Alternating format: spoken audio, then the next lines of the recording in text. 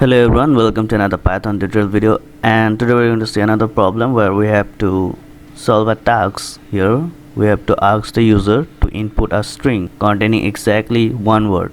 Then we have to print a subsequent substring of the given string. That is, this is a pattern problem where we have to give an input. Here written Bangla BNGLA, and the output will be BA, BAN, BANG, BANGL and BANGLA. So this is like a pattern. So let us solve this. So let me just write a code for you guys at the first, and then we'll describe it.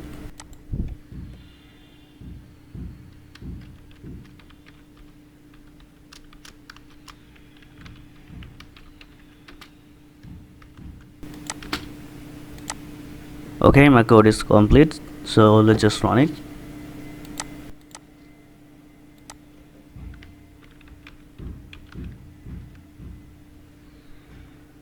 As you can see, the output is perfectly correct. So let's just see what happened here. So basically we have taken a variable and we have taken the input in the n variable. Then we have taken another variable which is length, and we have taken the length of the variable n using the len function. After that we have used a for loop for I in range length. That is, we are taking the range of the length, that is the number of words containing in that variable. After that we have taken another for loop j in range I plus 1.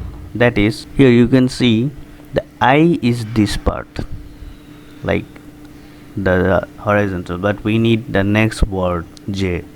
So we are increasing the range I plus 1, that is where from B we are going to A. After that from A we are going to N. So that's why we have taken a J range, a J, that is we are increasing the I value. After that we have print N in third bracket J, then comma N. Say why we have taken the N. If we just remove it, let's see.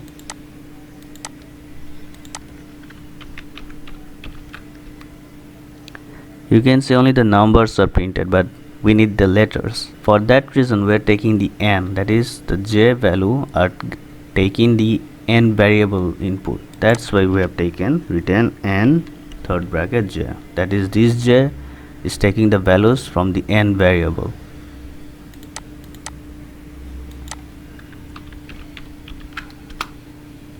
And then you can find the letters instead of the numbers. Then we have given this print.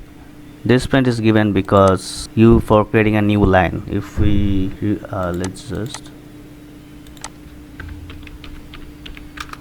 you can see all the letters are printed side by side, but we want to print it from top to bottom. That's why we have given a print here,